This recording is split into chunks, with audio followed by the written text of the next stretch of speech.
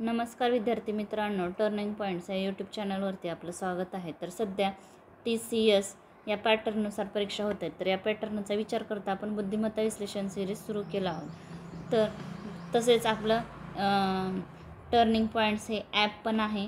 परत 89 99 56 13 13 या number WhatsApp करा। या नंबरवरती हाय पाठवा, तुम्हाला तुमचा नंबर सेव्ह केला जाईल। मुली असतील तर त्यांना मुलींच्या ग्रुपची लिंक ग्रुपमध्ये ॲड केलं जाईल आणि ह्याच्यावरती तुम्हाला रोजच्या रोज चालू घडामोडी नोट्स फ्रीमध्ये भेटतील आणि तसेच परीक्षेविषयी अपडेट्सही भेटत जातील। तर चला पुढे प्रश्न बघू आपण। खालील प्रश्नात दिलेल्या पर्यायामधून संबंधित अक्षरे निवडा। याचा संबंध याच्याशी आहे, तर याचा संबंध कशाशी आहे ते शोधायचं आहे। तर अशा प्रकारच्या गणितासाठी आपल्याला तुम्हाला मागच्या व्हिडिओमध्ये पण सांगितलं होतं की ABCD ABCD असंच लिहून M पर्यंत, परत तसेच कंटिन्यू त्याच्याखाली NOP इकडे कंटिन्यू करा आणि Z येते, याच्या खाली Z हा 26 नंबरला, याला 1 2 3 असे नंबर द्या। M हा 13 नंबरला येतो, N 14 नंबरला। जे असे नंबर जर तुम्हाला अशा प्रकारचे गणित सोडवण्यासाठी खूप मदत होईल। तर बघा TUV टीचा क्रमांक आहे, T आहे 20 नंबरला, U आहे 21 आणि V आहे 22 नंबरवर। तर त्याचा संबंध कशाशी आहे तर UVT। तर बघा 20 आणि 21 एक ॲड केला आहे, परत 21 प्लस 1 22 इथं एक ॲड केला आहे, 22 मायनस 2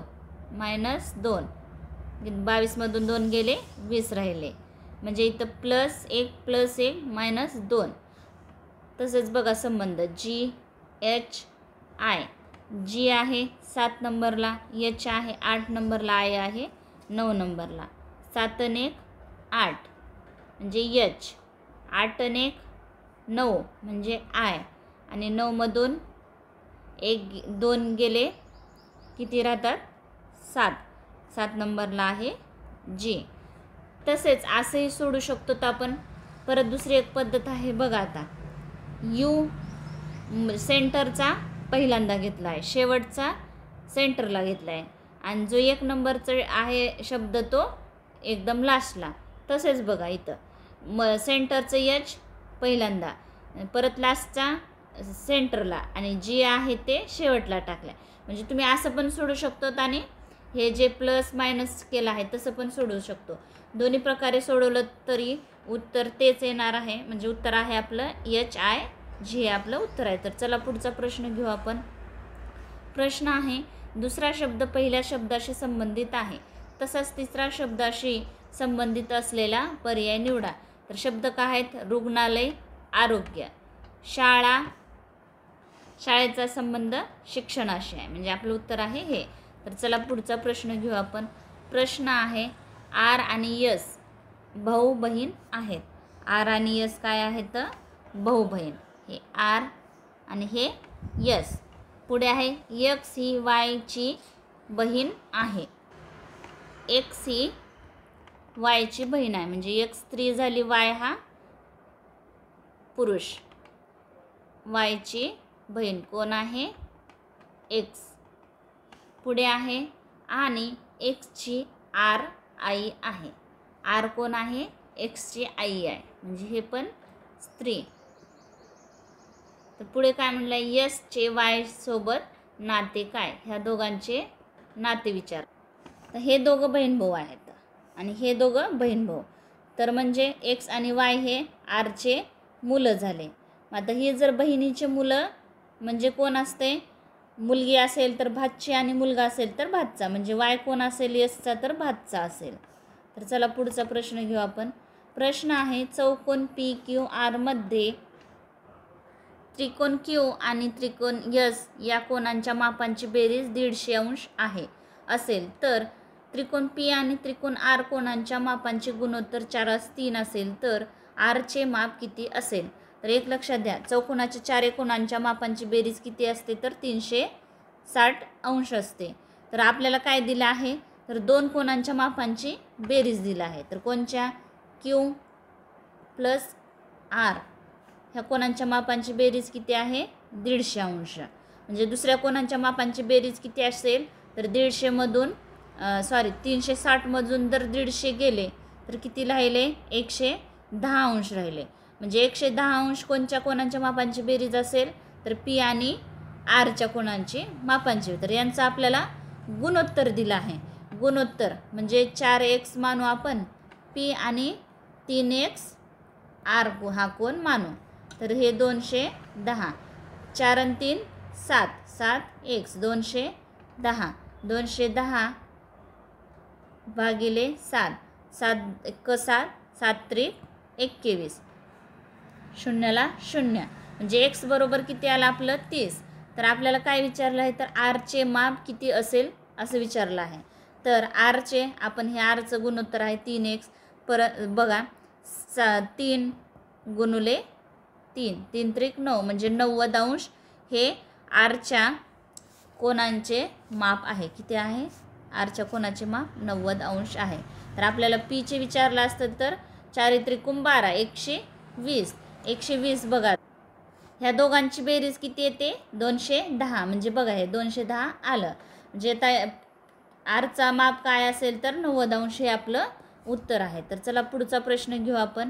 प्रश्न आहे नमन ए स्थानापासून गाडी चालवण्यास सुरू करतो आणि तर बघा अशा प्रकारच्या गणितासाठी तुम्हाला दिशा ज्ञान पण असणे गरजेचं आहे. तर हे उत्तर दिशा, हे पूर्व, पश्चिम आणि खाली आहे दक्षिण दिशा. तर काय म्हटलं आहे ए स्थानापासून कोण नमन. नमन कुठं गेला ए स्थानापासून पूर्वेकडे 8 किलोमीटर. पूर्व दिशा इकडं. ए स्थान किती किलोमीटर 8 किलोमीटर. परत काय म्हटलं आहे तो नंतर उजवीकडे वळला. तर पूर्व दिशेला राहिल्यानंतर त्याचं तोंड उजवी दिशा खाली येते. तर किती किलोमीटर गेला तो 5 किलोमीटर. 5 किलोमीटर चालतो. पुढे पुन्हा उजवीकडे वळण घेत आणि 10 किलोमीटर गाडी चालवतो. आता त्याचं दक्षिणेकडे तोंड आहे. तर दक्षिणेकडे जर तोंड असेल त्याचं तर त्याची उजवी दिशा इकडे येते. तर किती किलोमीटर गेला तो 10 किलोमीटर. हे 10 किलोमीटर. पुढे त्यानंतर तो उजवीकडे वळण घेत 12 किलोमीटर गाडी चालवतो. आता त्याचं कुठे तोंड आहे तर पश्चिमेकडे. जर पश्चिमेकडे तोंड असेल तर त्याची उजवी दिशा वरती असेल म्हणजे उत्तरेकडे असेल. तर किती गेला तो 12 किलोमीटर. इथं 12 किलोमीटर. पुढे तो अंतिम उजवीकडे वळण घेत 2 किलोमीटर गाडी चालवतो.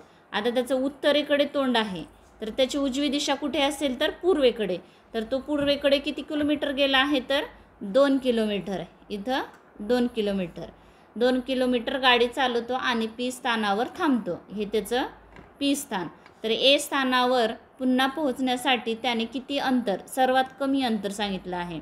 फिरून नाही म्हणजे सर्वात कमी अंतर आणि कोणत्या दिशेने गाडी चालवायची ते विचारलं आहे. निर्दिष्ट केल्याशिवाय सर्व वळणे केवळ 90 अंशांचीच आहेत. आता बघा हे पी स्थान आहे आणि हे ए स्थान आहे. तर इथलं अंतर विचारलं आहे आपल्याला. तर इथलं अंतर किती असेल तर बघा आता हे इथंपर्यंत किती हे 8 किलोमीटर झालं आणि हे इथलं 2 किलोमीटर आहे. म्हणजे हे अंतर किती झालं हे 2 किलोमीटरचं. ठीक आहे. म्हणजे हे 8 आणि 2 हे 10 म्हणजे टोटल 10 किलोमीटर. आता तसंच हे इथंपर्यंत किती अंतर आहे 5 किलोमीटर. 5 किलोमीटर. 12तनं 5 गेले तर 12 - 5 किती राहतात 7. म्हणजे इथलं किती अंतर असेल हे 7 किलोमीटर. म्हणजे टोटल अंतर किती झालं हे 12 किलोमीटर. 12 किलोमीटर. म्हणजे पी ते ए अंतर किती आहे तर 7 किलोमीटर आहे. पण कोणत्या दिशेला आहे तर दक्षिण दिशा. म्हणजे खाली आहे ना एचं स्थान. तर कोणती दिशा आहे तर दक्षिण दिशा. म्हणजे दक्षिणेकडे 7 किलोमीटर त्याला जावे लागेल. तर तसेच पुढचा प्रश्न घेऊ आपण. प्रश्न आहे इंग्रजी शब्दकोशात खालील शब्दांचा क्रम कोणत्या पर्यायामध्ये दिसतो. तर बघा domestic, dozen, double, doctor, down. आता DO तर सगळीकडे सेमच आहे. परत इंग्रजी वर्णमालेनुसार पहिल्यांदा कोणचं येईल 3 नंबरला, तर बघा आता सी हा एमच्या अगोदर येईल, झेडच्या अगोदर, यूच्या अगोदर आणि डब्ल्यूच्या अगोदर. म्हणजे कोणचा पर्याय अगोदर येईल तर 4 नंबरचा. आता सीच्या नंतर कोणचा येईल तर यम आहे, म्हणजे 1 नंबरचा पर्याय येईल. परत यमच्या नंतर कोणचं येऊ शकते तर हे यू येऊ शकते, म्हणजे 3 नंबरचा. परत यूच्या नंतर काय येऊ शकते डब्ल्यू, म्हणजे 5 नंबरचा पर्याय. आणि डब्ल्यूच्या नंतर शेवटी काय तर झेड हा 2 नंबरचा पर्याय. म्हणजे कोणता पहिल्यांदा काय येईल तर डॉक्टर येईल, डॉक्टरच्या नंतर डोमेस्टिक येईल, डोमेस्टिकच्या नंतर डबल येईल, डबलच्या नंतर डाऊन आणि सर्वात शेवटी काय येईल तर डझन. म्हणजे आपलं उत्तर आहे 4 1 3 5 2 हे आपलं उत्तर आहे. तर चला पुढचा प्रश्न घेऊ आपण. प्रश्न आहे खालील संख्या जोड्यात पहिल्या संख्येवर विशिष्ट गणिती क्रिया करून दुसरी संख्या मिळवली आहे. त्यानुसार सेमिकोलनच्या डावीकडे असलेल्या 2 संख्यांची आणि सेमिकोलनच्या उजवीकडे असलेल्या 2 संख्येची रचना सारखी होण्यासाठी x आणि yच्या जागी कोणत्या संख्या येतील. सूचना क्रिया संपूर्ण संख्येवर कराव्यात. तिच्यातील अंकांमध्ये त्या संख्येची विभागणी करू नये. उदाहरणार्थ 13, येथे 13 वर बेरीज वजाबाकी गुणाकार इत्यादी क्रिया करणे अभिप्रेत आहे. मात्र 13ची विभागणी 1 आणि 3 अशी करून 1 आणि 3 यावर गणिती क्रिया करणे अभिप्रेत नाही. म्हणजे फक्त 13वरच क्रिया करायची, 1 आणि 3ची फोड करून त्याच्यावर क्रिया करायची नाही. तर x आणि yच्या ठिकाणी आपल्याला कोणती संख्या येईल ते विचारलं आहे. तर बघा आता 5 अधिक 2 अधिक 9 किती झाले 16 झाले, यांची बेरीज अधिक आपण 2 करू, 16 आणि 2 18. तर एक्सची किंमत आपण 18 घेऊ, ठीक आहे. परत 21, तर 21 कोणत्या ह्याच्यानुसार बघू आता ह्यालाच 6 अधिक 7 अधिक 6 करू, 6 12 आणि 12 7 19, 19 अधिक 2 किती झाले 21. हे 21 बघा इथं आलं. म्हणजे आपलं उत्तर काय येईल तर x बरोबर 18 आहे आणि y बरोबर 676 हे उत्तर आहे आपलं. तर चला पुढचा प्रश्न घेऊ आपण. प्रश्न आहे 186 गुणुले क्वेश्चन मार्क भागिले 14 बरोबर 1302. म्हणजे क्वेश्चन मार्कच्या ठिकाणी कोणती संख्या येईल ते आपल्याला शोधायचं आहे. तर कसं आहे बघा आता 186 गुणुले क्वेश्चन मार्क भागिले 14 बरोबर 1302.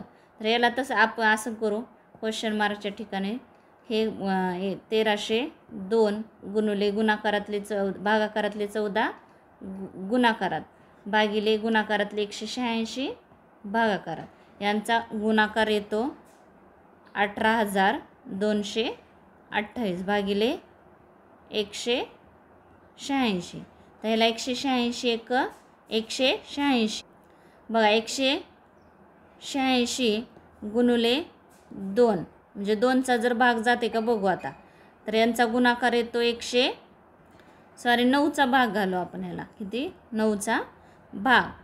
तर 186 गुणुले 9 तर किती आले 1674. तर याला 1674चा भाग गेला 18,228 भागिले 186 याचा 9चा भाग घातलो 1674. तर यांची बेरीज येते 1488. परत 186 गुणुले 8 करा तर किती येते 1488 यांचा गुणाकार. म्हणजे कितीचा भाग गेला ह्याला 98चा भाग गेला. म्हणजे क्वेश्चन मार्कच्या ठिकाणी कोणती संख्या येईल तर 98. म्हणजे आपलं उत्तर आहे हे. तर चला पुढचा प्रश्न घेऊ आपण. प्रश्न आहे दिलेली पदावली योग्य करण्यासाठी कोणत्या 2 संख्यांची अदलाबदल करायला हवी. तर हे संख्या येतात 56 + 18 - 11 गुणुले 3 + 4 गुणुले कंसात 66 भागिले 2 कंस बंद अधिक 22 बरोबर 151. म्हणजे हे समीकरण सोडवल्यानंतर आपल्याला काय उत्तर यायला पाहिजे तर 151. म्हणजे आता कोणत्या संख्या बदलाव्या लागतील आपल्याला तर बघा आपण 11 आणि 22 या संख्या आपण अदलाबदल करू. तर बघा 11च्या ठिकाणी काय घेऊ आपण 22 घेऊ आणि 22च्या ठिकाणी किती घेऊ 11 घेऊ. तर बघा आता कसं होते समीकरण 56 अधिक 18 वजा 22 गुणुले 3 अधिक 4 गुणुले 66 भागिले 2 अधिक 11. तर आपल्याला समीकरण सोडवल्यानंतर 151 यायला पाहिजे. तर बघा हे एक नियम लक्षात ठेवायचे. असे गणित सरळ रूप देताना गु कन चे बे व अगोदर भागाकार गुणाकार परत कंस सोडवायचा परत बेरीज आणि शेवटी काय करायचं तर वजाबाकी. तर आता आपण इथं कंसातला भागाकार सोडू. 2 बे त्रिक 6 बेत्रिक 6 परत ह्या दोघांचा गुणाकार 22 1 22 2 44 22 त्रिक 66 18 अधिक 56 प्लस 2 4 गुणुले 33 अधिक 11 परत ह्या दोघांचा गुणाकार 56 अधिक 18 वजा 66 अधिक यांचा गुणाकार 4 त्रिकोण 12ला 2 हात चाला 1 4 त्रिकोण 12 12 ने 13 132 अधिक 11. आता परत आपल्याला काय करावं लागेल तर यांची बेरीज करावं लागेल.